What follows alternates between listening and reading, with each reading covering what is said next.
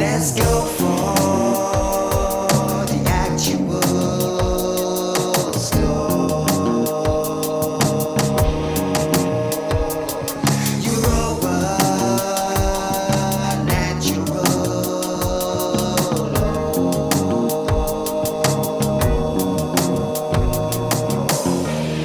Greetings, humanity, and welcome to Europa Natural Law, a new roundtable transmission dedicated to healing the madness, badness, and sadness plaguing our beautiful, bountiful world.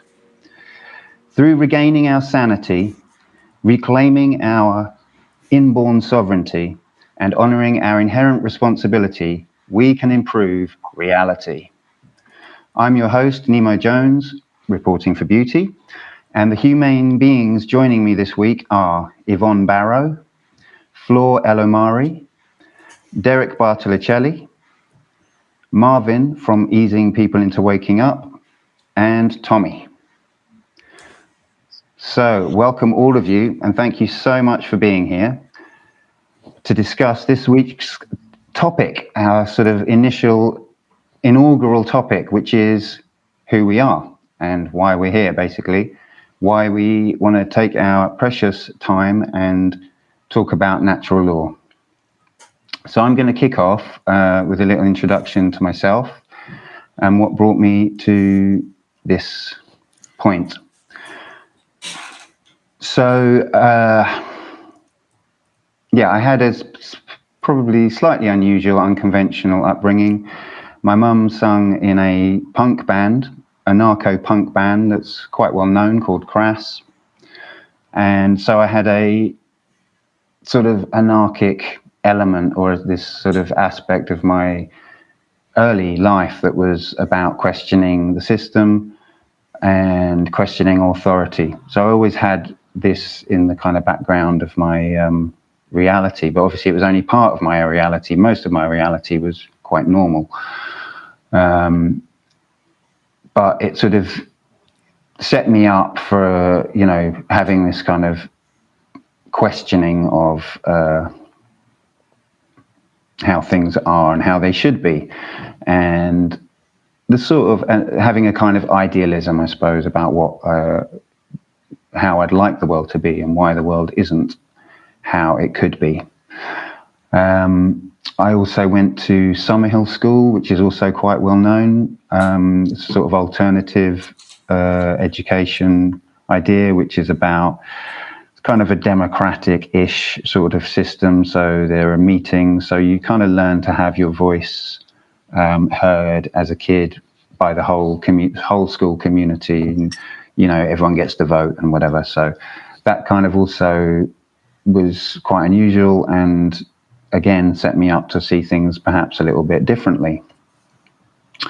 I suppose the next thing that kind of was big in my life coming in this direction was Buddhism. I encountered Nichiren Buddhism when I was about 30, I think, and spent a long time practicing that form of Buddhism, which is focused on the mantra Nam Myoho Renge Kyo, which means something along the lines of I am aligning myself with natural law. That's kind of a very basic interpretation of it. So I kind of came in through this kind of slightly roundabout way to understanding natural law, but through quite a different culture, through that different lens, And then it wasn't until really very recently, probably last, 2-3 years, I'd known of Mark Passio's work, I think, for probably, 8 years, but I hadn't really got into it until the last very few years. And his work really made sense of natural law in a kind of, I suppose, a different, more like a Western perspective and a cohesive kind of worldview. It really brought things into perspective where I was looking not just at my own kind of karma, but looking at the karma of the whole, and seeing really the responsibility that we have to educate ourselves and then to seek to educate others. So that's really what's brought me here. And just to sort of clarify, we've all connected through a group that I initiated, well, me and Ivon really, quite a short few months ago, 2 or 3 months, I think. And we've been meeting, and that's how we've all connected, and we just want to get on with it and put the word out about natural law, which we're going to be doing soon. So this is an introduction to us on the way to talking about more profound subjects, I guess, than just how we got here. But that'll do for me for now. So over to you, Ivon. Hold on a minute. Can you hear me? Yeah. Okay. Yeah, I'm Ivon. I'm based in the UK. I've been seeking answers for a very long time, since a young child, coming from a traumatic childhood, I would say. So I've always questioned the world around me, and I suppose my fundamental aim in life up until this point is peace, because everything around me seems so chaotic, within and without. So I've gone on a lifelong journey of trying to discover answers of why the world around me is so chaotic, and at times within myself, as I said, it was chaotic, and I could see other people around me that were probably suffering from the same effects of coming from a traumatic background. And I went on to take myself away from society, because I didn't really want to, even though I love my mum and dad to bits, I didn't really want to fall into the trap of going to school, which I wasn't very good at. I got chucked out of school quite a few times because I didn't really like authority, to be honest with you. I don't know whether that came from my childhood experiences. It doesn't really matter. It still taught me to... I got quite a lot of enjoyment actually out of challenging authority. It was like a training ground. So I kind of appreciate the experience. Anyway, I left society and went and lived in the woods for, I'm saying 2 years, but I think it was about 3 years. And I learned a lot of how to function with the rhythm of nature. And it was a wonderful experience, but also very, very tough. It wasn't easy, put it that way. I think it was my first experience of shadow work, and I would say I completely was breaking down, and everything that I'd been brought up with was dying. And I even had the experience one night of actually completely leaving my body, and it was my family in that experience that actually pulled me back into my body. It was a pretty tough experience anyway. So then I went on to learn how to live with nature, like organic growing, completely living off the land. And I made, I would say, a mistake in actually going back, wanting to share that knowledge with people that were still living pretty much tied up in the system, like going to bed, waking up, going to work, worrying about money all the time, blah, blah, blah. And no one was really interested. So I didn't really know what, I spent years being frustrated, not understanding why do people live like this, that there is so much more to life. And it wasn't till I came across Mark Passio's work, probably about, I don't know, 3 or 4 years ago, it really helped me understand how the mind works, how the emotions work, and the connection to spirit. And after going through probably his natural law seminar, it really inspired me that everything that I had learnt up until that point was correct. But the thing that was missing was the lack of understanding of how the general population, unless you kind of step out of it and go and commune with nature, or some people like to take plant medicine, it kind of elevates you out of that situation. It makes you realise that a lot of people are under some form of mind control.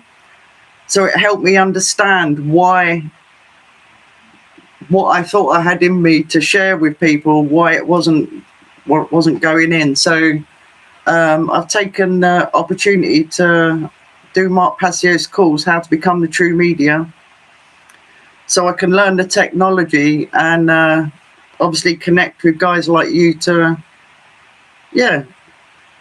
try and teach that there is, one, more to life than meets the eye, and two, there's so many rabbit holes for people that are seeking truth and knowledge out there that they can fall into traps.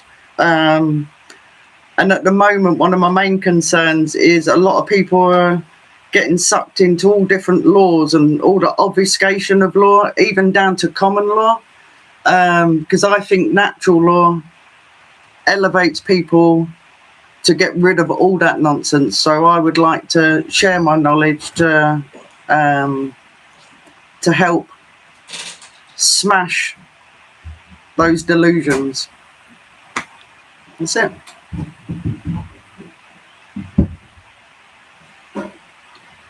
Over to Flora. Yes, sorry, I had to put my mic on. But yes, my name is Flora, Flora Elamari. I live in the Netherlands, in the middle point of the Netherlands, exactly. Yes, how I got to natural law. Well, my mind has been a little bit dogmatic, I have to admit. I felt the injustice in the world, yes, from a very early age. But I think I have sought solutions in becoming a social justice warrior for a while. And then I saw the aggression behind that. And then I turned to spirituality, but I had a lack of foundation. So I got in a cult. I can call it a cult. And now I realized I was very right brain imbalanced, which means I, like a slave mentality. So I just went there and I took everything for granted that the leader of the cult said was true.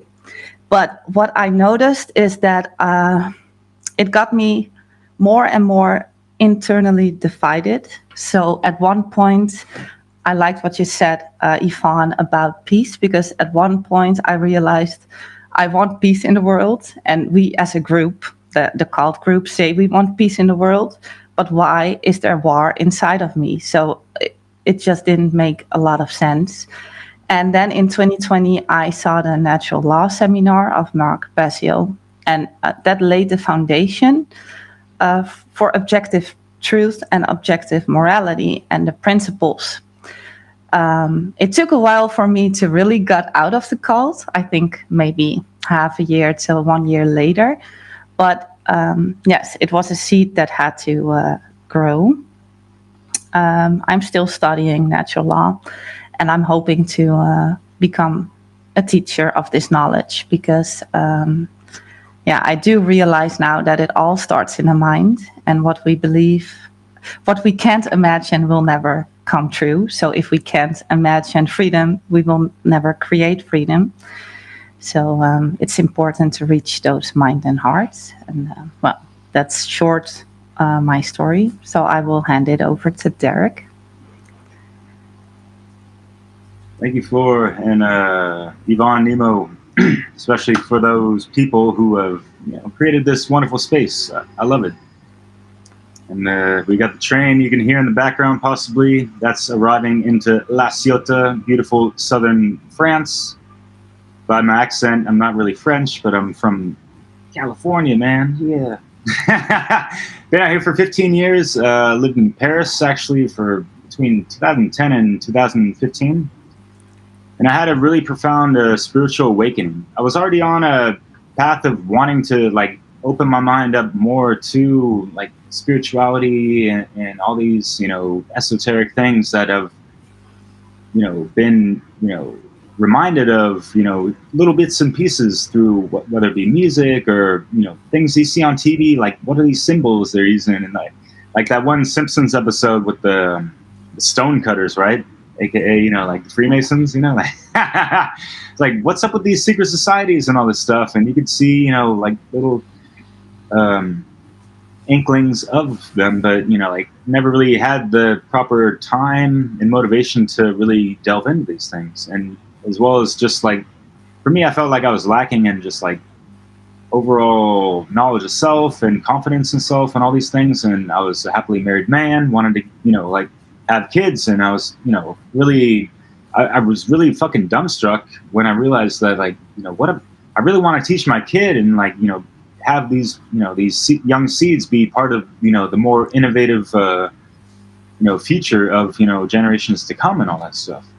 And I was like, dude, I can't do that right at this point. So I lit a fire up my ass and researched into all types of things. It was inspired by a lot of stuff, including just, why are we operating on like 2 strands of DNA when they talk about all this dormant stuff and like 10% brain, and when there's, like, what's up with the whole 100? Like, this is the height of the fucking evolution, born in the early 80s, and coming to those realizations, it kind of leads to some frustrations. But not to change stations on that.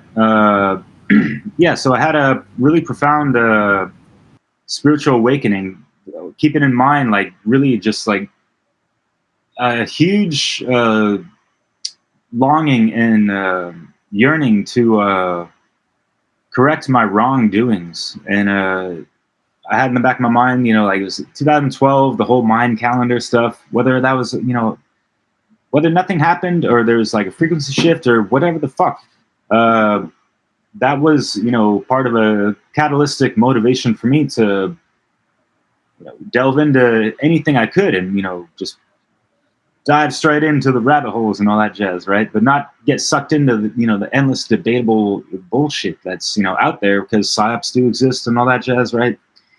Disinformation, COINTELPRO, bro, and whatever the hell, yo. Anyways, not to go on that shit, but so yeah, it was like that cosmic apology in a sense, and it's kind of zapped by the universe. I've been on a different frequency ever since, and coming to the works of like the Rudolf Steiners, Malik B. Hall, Max Egan's, and then Mark Passio, where they really articulate these things. And the reason why people bring up Mark Passio a lot is because he has some of the most monumental works that, define, describe, and show us the way in and out of the matrix to fucking, get rid of it and live aligned to the divine and all that stuff.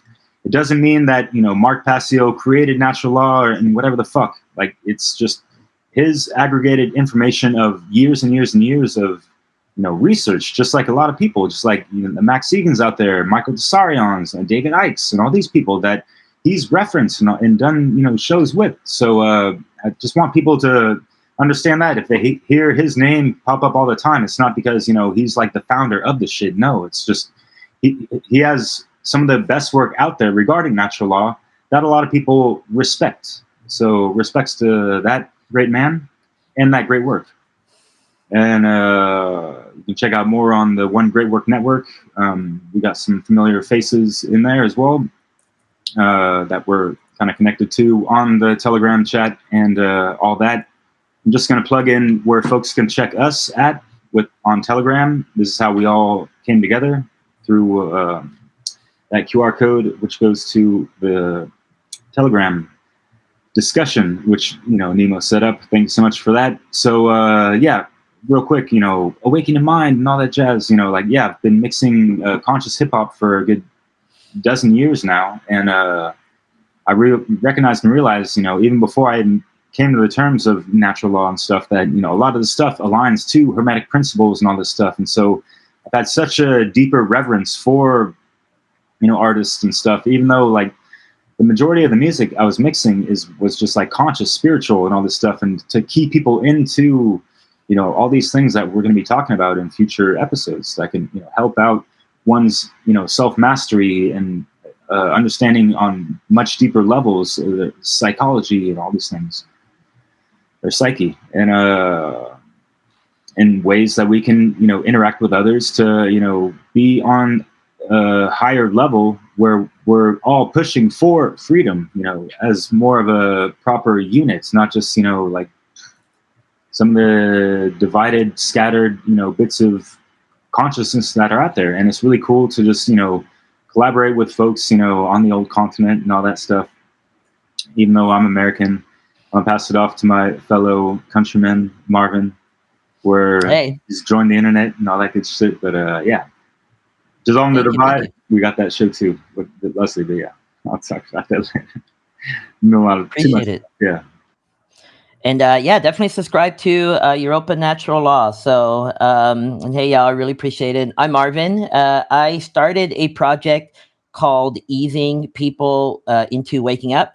I began this project after I realized, after a very long time, that I not only need to speak the truth, you know, that's really important, but actually the biggest thing I learned is I need to work on showing people the value of and teaching people how to speak and receive the truth. Because as odd as it seemed to me, the truth actually isn't that important to people. You know, it didn't seem to be that much of a priority in the cultures of the world as I, you know, started looking into questions like that further and further. And so I'll talk about my life, though, as I dive into that, because it is part of that overall journey. You know, I have always felt like an outsider for a few different reasons, though I didn't quite understand that, you know, when I was younger. I didn't quite understand that I felt like an outsider. And one of the main reasons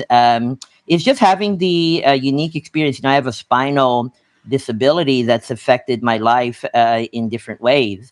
And having this experience was honestly something that I would try to escape from for a very long time. So it was actually the same kind of thing that I'm now talking to about with people, you know, where I would basically deny to myself, you know, that I had a physical disability, and by extension, also ignoring the ways that this affected me. And so the effect of that actually ended up being someone who, you know, I developed a certain kind of charisma, I'll call it. But when I was younger, I was also just kind of a brat, you know, to be honest. I was always sarcastic, you know. I was always ready with a quip. Like I always had an answer to something. And so, in that sense, I think I became psychologically strong. And I put that in quotes because I built up all of these defenses that allowed me to, you know, be able to manage my emotions in stressful situations. And I thought all of this combining was great because it led to people liking me. But I didn't quite realize until years later how that was also just me, you know, participating and partaking in a vicious cycle in which people don't confront the things in their lives that impact them. So, you know, I could talk about that all day, but other things was I didn't really prioritize emotions. I was like, you know, one of those science people, like, you need to give me the direct evidence in order for me to believe this. So there is no God, or if there were, we would see, like, you know, I'd be able to run a calculation or something like that that would show me that. And you know, I was pretty good at defending that position. That's one of those things that just happens when you're like rational thinkers, so you say. You know, you have a certain kind of charisma, blah, blah, blah.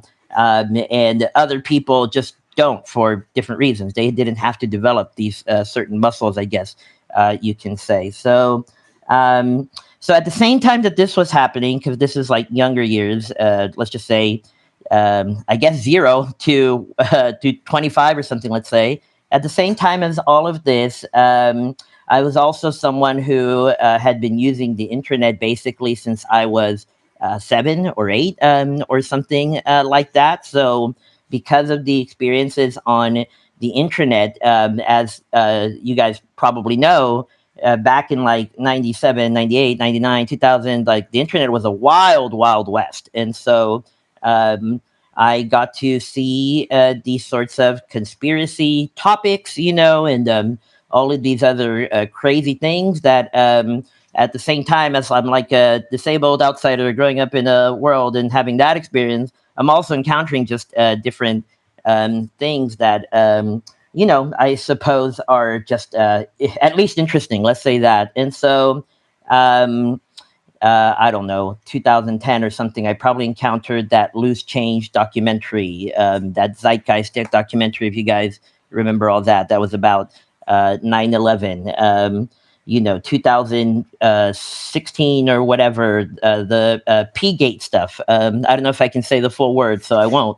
Has to do with pizza. So if that's enough of a clue, then there you go. So, again, like there's a personal experience, and then there's this like encountering of truth topics that to someone like me, who I still would say is rational, is like that critical thinker type person, is that person who like manages themselves in stressful situations and can do that. Like that type of person does the vetting of these topics. They come out of it going, huh, interesting. There's seems like there could be something in these sorts of topics. So that led to a certain kind of I don't know, let's just say weariness. Like eventually I started allowing myself to learn about myself, and I'm not gonna lie, psychedelics help with that actually. So and just slowly starting to learn the value of the truth and integrity.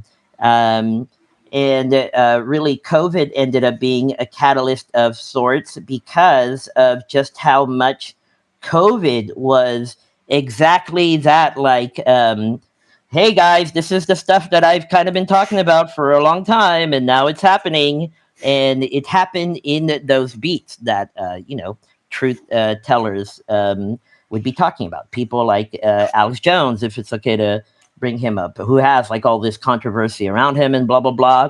But he's also been right about a lot of things, other people like David Icke, of course, people who've been talking about things like this. And then COVID happens and it just touches upon each beat. So there was definitely a sort of weariness in seeing things like this just happening.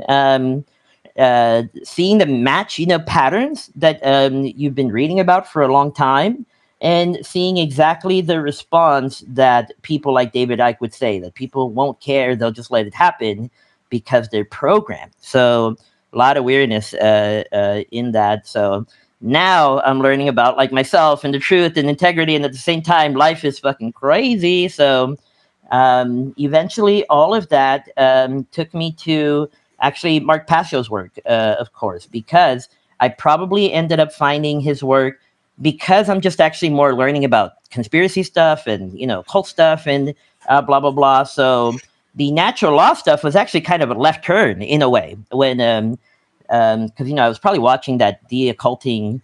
You guys, if you know the titles better than me, please help me. But it was like demystifying the occult. Demystifying the occult. Yep, yep, Right. yep.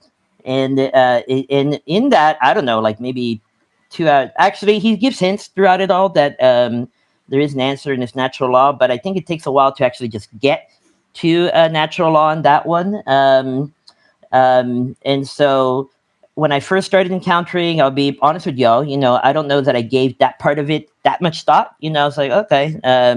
At times I'd be like, I mean, maybe, but whatever, but I think over time, just partially from seeing other people like Larkin Rose also making the arguments for, and Mark Passio as well, seeing what was going on in the world, seeing how actually the things they're talking about do connect in this really rich, detailed stuff. You have to spend lot of time with it. But even if you don't, just a little bit of exposure, I think will go a long way too.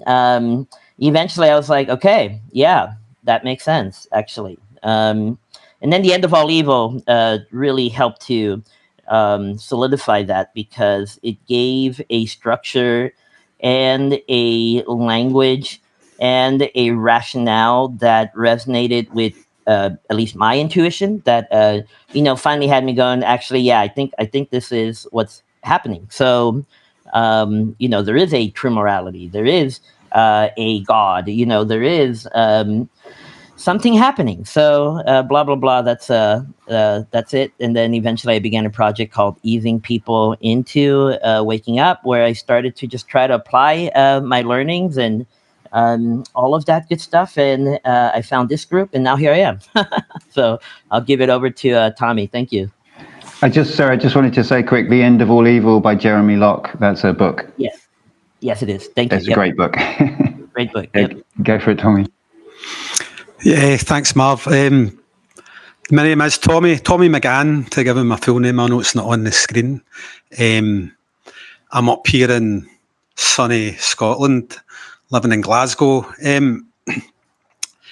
I had a pretty normal upbringing, I must admit. Working class, but upbringing, right enough. I had a good family, a good mum, good dad, brother. And I kind of get brought up just like everybody else. A wee bit rough. Coming from Glasgow, there's a few rough areas. But in general, it was good, But the only thing I would say is I would probably been regarded as a disobedient child, because I always asked why, and adults didn't like it. And it was just because I say so, and I've never accepted that answer since I was a wee boy. But within this control system, it doesn't go down well, because I took it with me everywhere I went.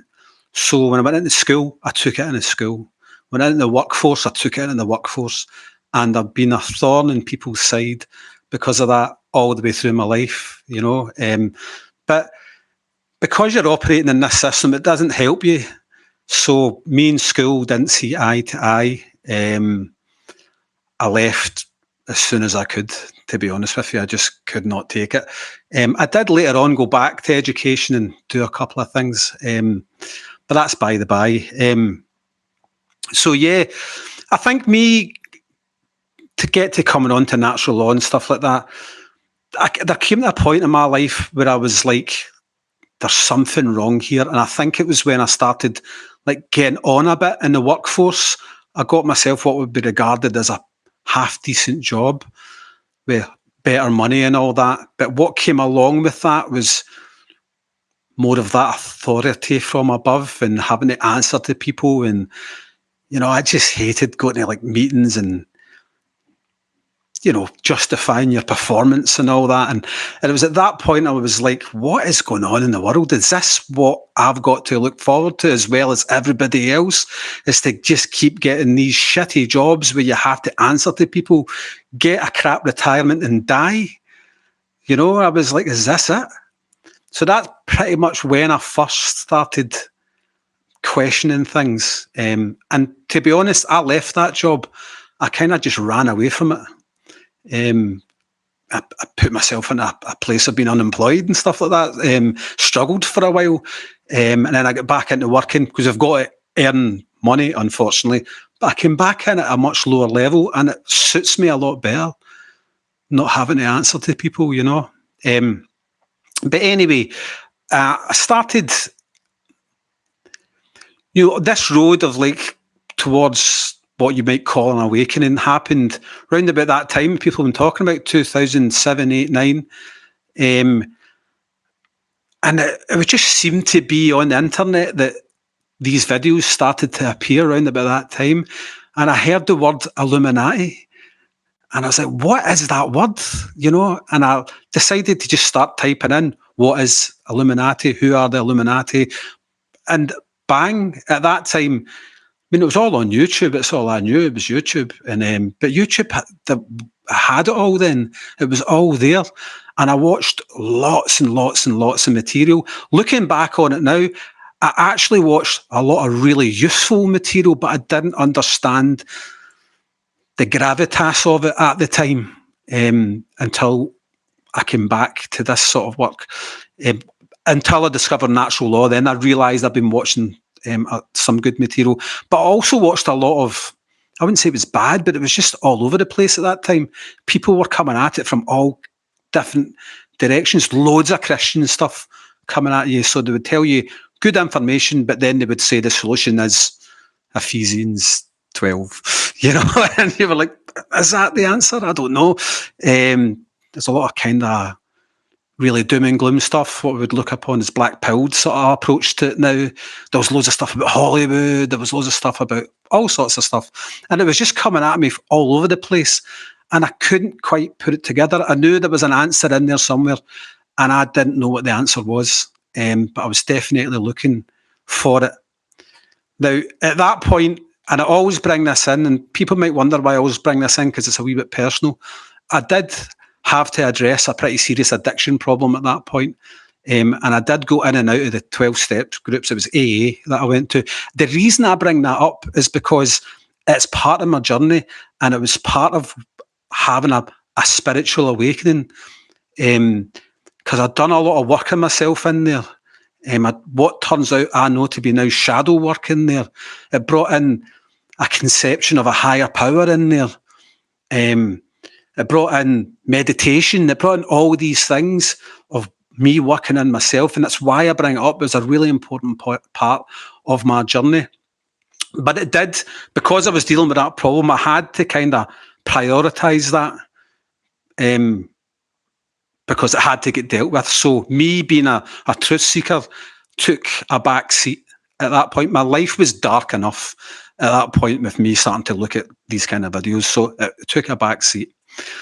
Ironically, I got sober not in AA. That's when I left AA, I got sober. And I got sober, I don't know, who would have thought it, I got sober, right? There's a lot of people talking about COVID. COVID was a massive point in my life. Although I'd stopped watching the TV about 2016, I just intuitively knew this is bad for me, and I got rid of my telly. And that was an advantage to me, to be honest with you, because it broke away a lot of the programming away from my life. So COVID hit, and like you, Marv, I was like that. Wait a minute, everything, all those videos that I had been watching just came flooding back into my mind. I went, this is real. This is absolutely real. And it's like, it was all there. It was a psyop. It was a false flag. All the propaganda was there. Everything that was getting talked about before, it was all coming at you. And I was like, yeah, this is real. I have to get back into this. So I went, okay, let's go looking for the kind of thing I looked at before. And it wasn't there. Some of it was there, but a lot of stuff, it became harder to find stuff because of the censorship and all that. But it didn't put me off. So I was on the path. And so in my mind, I was like, what did I look at before? Who was it? And I was, ironically, a lot of people have talked about Mark Passio, and I'm going to as well. But ironically, he would cite at the start of his talks certain people like David Icke and Terence McKenna and Tessarion and Jordan Maxwell. He usually cites as being like people that he really looks up to. And I had looked at all their stuff apart from Michael Tessarion. I hadn't really came across him, but the rest of them I had watched before. So I was on a search looking for people I'd looked before. I was looking for what was missing. I had all these dots that needed connected. And the path I took was, I remembered Freeman Fly. I remember him having something. I don't know what it is that he has, but he's got something. And I remember I liked listening to him. So I went, right, I'll go back onto his website. And I was looking through his stuff, and I found a video, and it was called Ask an Ex-Satanist Anything. And it was Mark Passio and a phone-in show after one of the Free Your Mind conferences. So people were phoning in, and one of the very early callers came in to ask about the police, which is a hot topic with Mark. And at some point in the conversation, Freeman's very loving, kind of old style hippie vibe about him. And he said to the caller, you know, you've got to have a bit of empathy and a bit of sympathy, a bit of sympathy for the police too. And Mark jumped all over that. He said, no, words to the effect of, no, these people are sovereign human beings. They are responsible for their own behaviour and their own moral conduct. It's on them what they're doing. And it was that point I went, this guy could be the guy. So I went straight to his website, and I was like hooked right away. I started off watching Mark's presentations and stuff, but quite quickly, you know, he's on your back. You need to go to the podcast. You need to start number one. You need to go through them. So I did. I was just like doing what I was told at that point because his work was revealing so much to me. And I done that, and it's definitely the best thing I ever done. It was the thing that connected everything up. Not just that, it was also new. Nobody else was talking about it. And the revelation of like natural law and objective morality and objective truth just hit me like a ton of bricks, how important it was. Because I would have said up until then, if you talk to me about morality and stuff like that, I'd have been like, yeah, you're not cool. Do you know what I mean? I'm not going to talk to you about that kind of thing. But he put it across in a way that made it essential for us as human beings to evolve and be free. And I walked away thinking, yeah, this is the thing that ring fences us all and protects us all. It's the only thing what we're going to do is to learn this and abide by this. And if we do that, we can be free to do whatever the hell we want. And not only that, we will prosper and we will evolve. Everybody's consciousness will get raised together at the same time. You know, and the concept of the law of one and the law of freedom and all that, I just think it's like the most important information that I ever came across. And I think it's the most important information that we can put back out to the world. And it's not that difficult to understand. I'm finding the biggest problem is breaking down people's programming. It's really, really difficult to do. Not just for people out with what we would call the freedom movement, even people within the freedom movement. The amount of people are just stuck in the realm of effects, just pointing at things and look at that and look at that. That's bad. That's bad. Look at this court case. That's going to save us. This guy's going to save us. Trump's going to save us. You know, it's absolute nonsense stuff. And I find it as hard to talk to that kind of person as I do just to talk to somebody that's never even considered any of these things. So that's what's brought me here. I'm on the How to Become the True Media course as well. I do intend to make my own content as well. But it was great finding this group, so I want to thank you all for inviting me on, because it's really broke the ice for me and being able to speak and put these things across. So yeah, it's been great. I'll just leave it at that, guys. That's my story. Cheers, Tommy. Okay, so yeah, I realised I didn't say I'm from. Well, and thanks everyone. That's great. Yeah, I forgot to. I think I didn't mention I'm living in Devon, originally from Essex, both in England. And yeah, I think I just wanted to kind of, you know, we can go around again. I think we've got time to go quickly round and pick up any things that we didn't mention or things other people have said.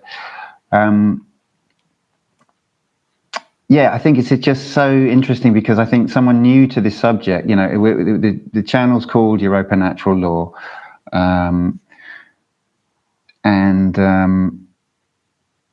Once you come to an understanding, to a certain degree of understanding about the meaning of natural law, then it really does. It just there's no room, you know, for other concerns. That's how I feel about it. It's like, you know, a friend of mine I saw today saying something about, you know, ancient ruins and how they're lying about this and that. And I'm kind of thinking, oh, mate, you know, and I'm just saying, look, oh, I'm only really interested in natural law now. It's like, it's difficult because, like other people have said, there's so many rabbit holes to go down. I mean, I've as I said, I think one of the things I do is write. I have a blog, and I've got a piece on there called "The Ultimate Red Pill,"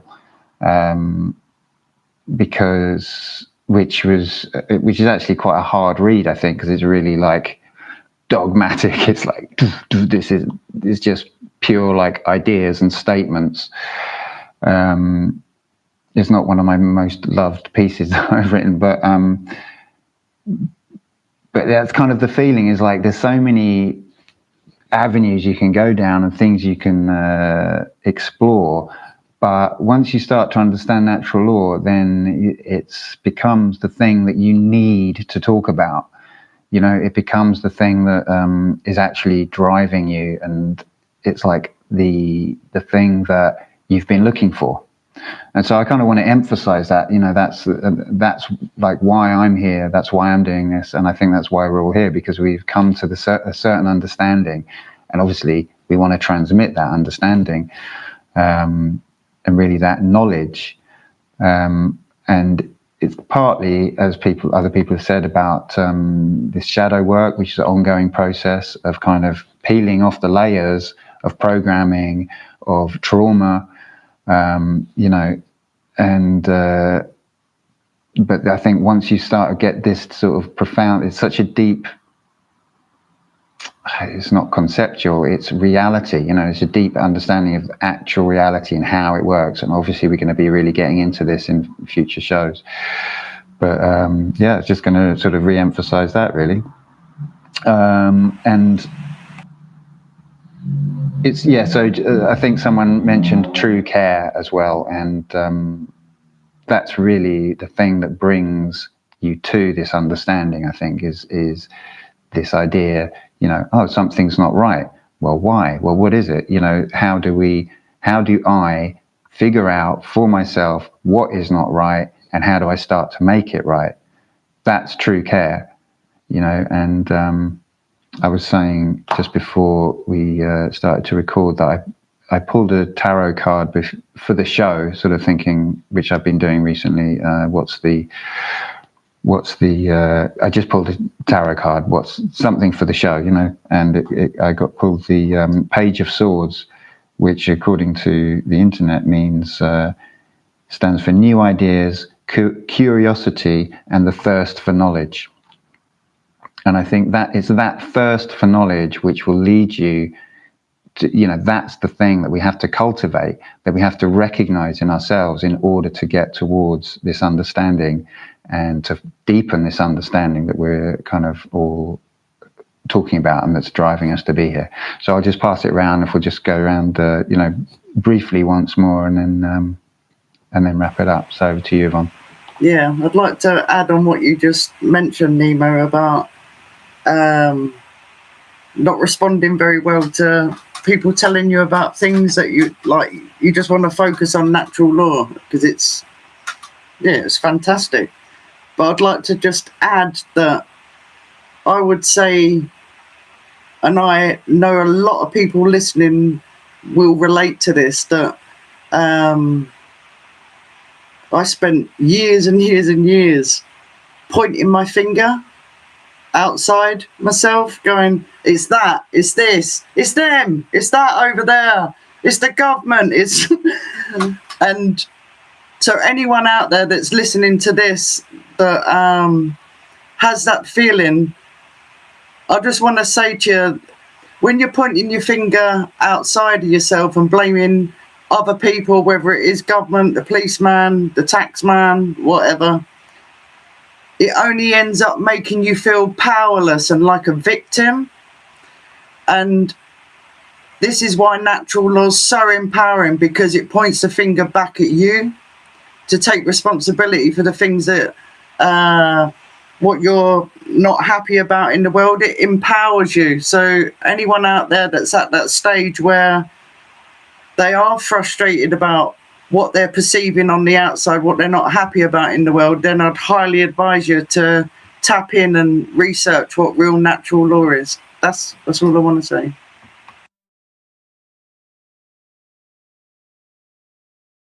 You want to jump in, Flora? I think you're muted. Oh, sorry. I thought I unmuted my mic, but it's unmuted now. Yes. Well, I was thinking about what we were talking about, and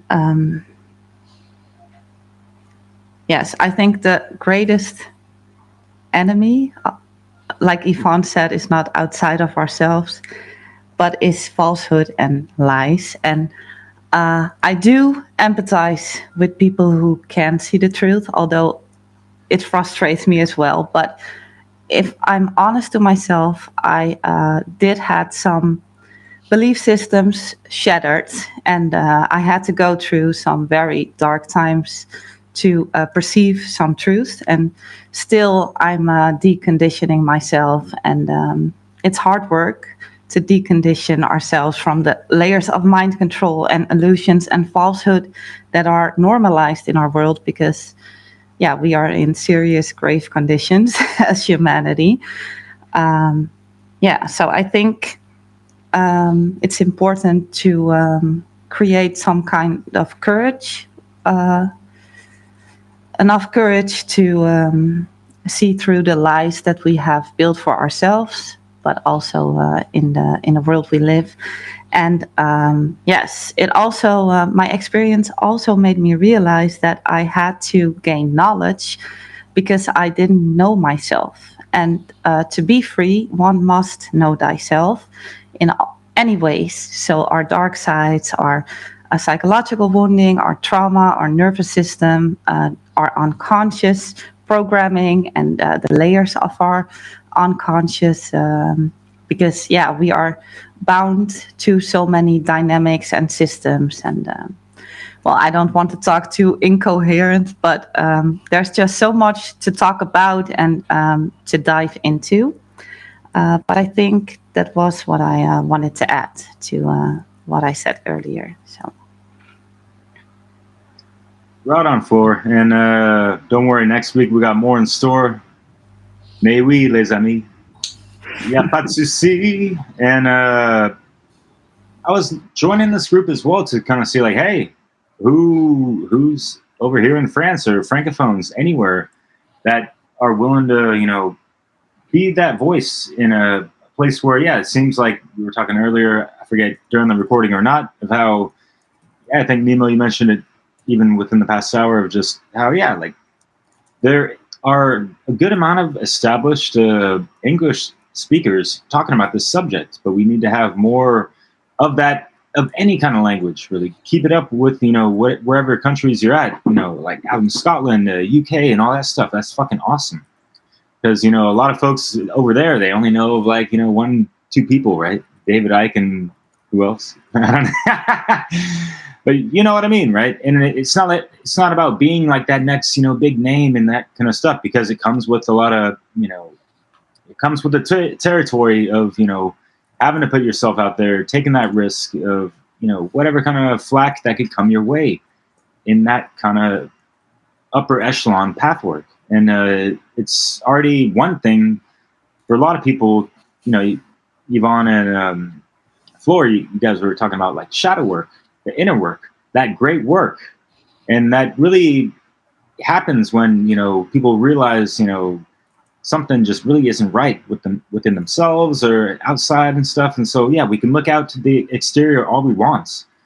But if we're not having that self-reflection, you know, first and foremost, yeah, folks could, you know, get lost in that navigation. And so the whole natural law stuff, the hermetic principles, like mentalism, like it's all about your state of mind, just having that in the forefront of your mind and like getting just like one of these principles down first and foremost can really help. And then like baby step your way towards, you know, mastering everything else. Just kind of like the stages of alchemy, or, you know, understanding the elements outside of us, within us, and all this stuff, and just getting to know yourself on on a multitude of levels that, you know, people say they they know themselves, but, you know, to what level? You know, like there's still so much more. There's no necessary arrival points as far as, you know, like self-mastery, because, you know, ain't no one really, at least as far as folks that I know, are not like breatharians and that kind of shit, right? So, and yeah, we could, you know, tie in so many things to natural law. That's why I love it. I call it also like the science of life, because like every, like in real time, real life, you know, everything's happening. It's all, you know, the universal laws of nature that are operating 24/7. And unfortunately, yeah, we understand that, you know, the lies and the deceits and the inversions and perversions of these sacred principles and axioms of truth are perpetuated, you know, 24/7 as well. So that's why I've had that, you know, spark to, you know, hey, folks got to really understand this shit and possibly, you know, share it at least, you know, share it to whatever degree. Folks don't have to be behind a mic and all this stuff. There's plenty of people doing that, and AI is going to fucking take over in how many years now, or months, it seems, you know, with all the bullshit advertising on Facebook, right? You seen that shit? It's a fucking scroll-a-thon just to, you know, find, you know, a mutual friend's post now. It's like, what the hell is going on? Too many sponsored bullshit. And they're making money, you know, selling our data at the same time. So what the fuck, yo? It'd be nice to, you know, be part of the side of humanity that's really trying to build a hermetically sealed society and all that stuff. So, yeah, that's kind of what I'm about. I got a lot of stuff going on. I'm in the One Great Work Warriors, Dissolving the Divide with Leslie Powers, my channel Awaken Your Mind on several platforms, doing more than just music mixes, but just talking about a whole lot of shit that could be spoken about a little bit more. I try to fill in the gaps of things that, you know, aren't spoken about at certain angles or whatever. And that's kind of why I've loved doing these music mixes, because I pick a theme and I make like a truth-infused tapestry behind it, if you will. And I sprinkle in quotes from the Manly P. Hall's, much respects to Seth Esposo as well. He's one of my favorite YouTube channels out there on Black Earth Productions. And yeah, of course, Mark Passio and folks that, you know, talk about natural law and all these things that can really key people into their works, first and foremost, but also, you know, emphasize the messages that are involved in any specific theme mix. That I've done like over 100. It's hard to keep track, but I got a ton anyways. And Marvin, you do some music as well with your band, Jointheinternet, and all that good stuff. So I'm going to pass it off to you with that. Thanks, Derek. Yeah. Yeah, I do. I have a band called Jointheinternet. It's with one word. And actually, in many ways, my music ended up being a part of the communication that I was trying to provide to myself at a time where I was not yet willing to embrace the truth, I suppose, about myself. So just since music is coming up, like when I write lyrics, I don't do it intently. And what I mean by that is, you know, I'll write music, I'll record it, and then I'll just kind of freestyle onto it and then listen back to it and write lyrics. So I'm just imagine like a song just looping, looping, and looping, and you're just listening to you going like ba ba ba ba ba, or whatever you're doing, like just mumbling. You're not maybe you have a few words here and there in that, but it's like a freestyle thing. It's just you press record, you have music playing that you recorded, and now you're singing to it, and what comes out comes out. And when I've gone back and just like read lyrics and stuff like that, you know, I've noticed that I talk about dreams a lot. Like that's just a big theme in the music. Like if you go back to my work, you're just going to hear dreams just coming up all the time. Seeing, you know, that's something that would come up like, I don't know, pretty much every song. Conception, you know, the entire process of just like life and living, you know, and the I don't know, just the experience of that, because we don't know what consciousness is, and yet we are having a conscious experience that is exclusive to us. Like, again, these are all just themes that I noticed looking backwards, which is interesting to me because I was not intending to touch upon those topics. So anyway, that's just been a cool thing. And it probably touches upon just this theme that I'm also hearing today about the shadow work, that people in this community end up talking about. So it's something that I absolutely advocate for because speaking truth, for myself is just going to be one part of the equation of a project like the one I'm in, and projects like these from my end where, yes, we're going to be speaking truth, but it's also as important to comment on the value of learning how to receive truth. Because, in my experiences and in my studies, I've observed that people limit, themselves. They lie to themselves, and therefore they limit others and lie to others. And then that dynamic leads to people being taken advantage of and taking advantage of others.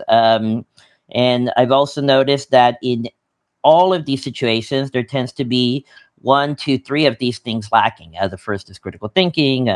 The second is emotional intelligence. And the third is what I call hyper self-awareness, which is where you're able to almost like step outside of yourself and see, not exactly like astral projection, because it's more of a mental thing rather than like a potentially physical thing where you're actually stepping outside of yourself. So it's not astral projection, but it is a level of self-awareness where you can like conceptualize yourself outside of yourself, look at a situation, see the words you're saying from an outside view, almost like feel them, etc. That's what I think of as a self-awareness. So those 3 things tend to be lacking across people to some extent. And then that leads to individuals who lack self-esteem, they lack courage, and they lack motivation just beyond their own survival. And they won't admit it, that's not going to be a thing that people tend to admit, but the behavior is what shows that to be true. So they won't admit it, but you'll see in like their actions that they are lacking self-esteem, courage and motivation beyond their own survival. So all this to just kind of touch upon the shadow work theme of today, because that is going to be something that I heavily advocate for. And in fact, if my project is successful, and if my work with projects like this are successful, I would expect to see more people who are able to graciously, that's a key word because grace is lacking in this next thing I'm about to say, graciously articulating and receiving truths. So I would expect to help people improve upon that. I would expect to see that from people with projects like these. I would also expect that from these topics, people develop what I call genuine self-esteem, and also maintaining something that I call cosmic humility, which the name is probably pretty obvious what it means. It means that we're just one of infinite. So while, yes, we're important, we're also not. So there's like this cool paradox thing that happens in these types of topics that we go down. So anyway, all just to touch upon the shadow work theme and to just relate that to my own experiences and to just promote that as a balance that I think will be crucial towards ensuring that people do develop self-esteem while also not believing that they are better than others, because that erodes empathy and care over time. Like, it's very easy for people, because they think they know something others don't, or more capable in something that others aren't, that makes them better. So things like the shadow work that then leads to genuine self-esteem and improving on these different skills, I think is a way of also ensuring that we maintain a humility. In my case, I call it a cosmic humility. So that was it. I'll pass it to Tom. Thanks. Yeah, I don't know where to go from there after listening to everybody. Pretty much covered everything. The only thing I would say is if people are listening to this and it's got them just a little bit curious, I would really encourage you to investigate it and take it just a little bit, just move it from there to about there. Just to investigate this, because the value in this is astounding, and I probably can't do it justice just by speaking mere words about what it can do for you.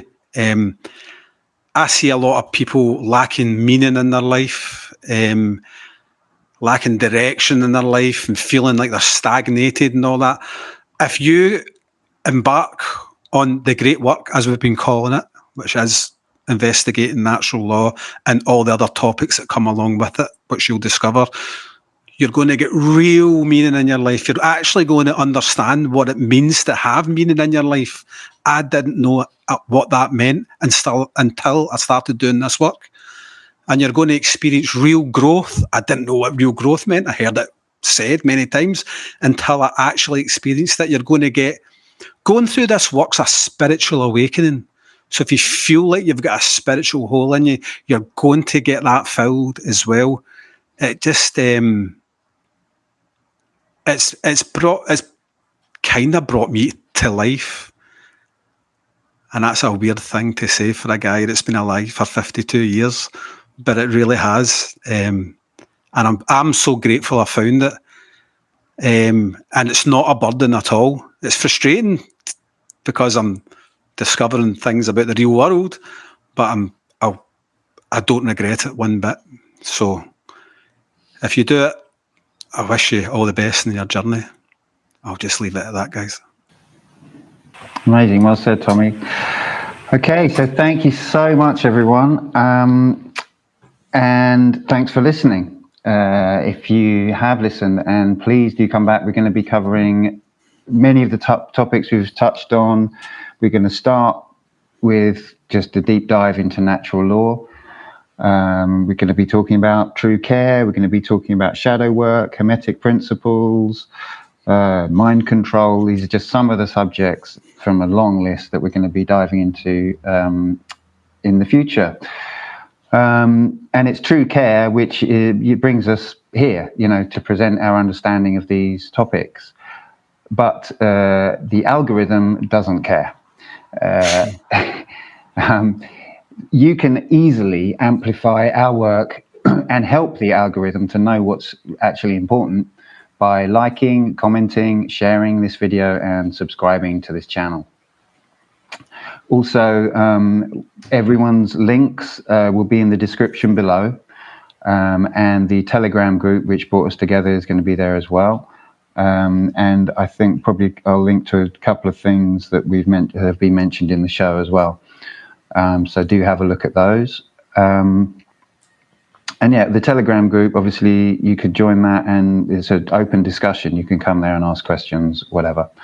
And yeah, so we'll be back next time to discuss natural law, to start to really dive into the nitty-gritty of the subject.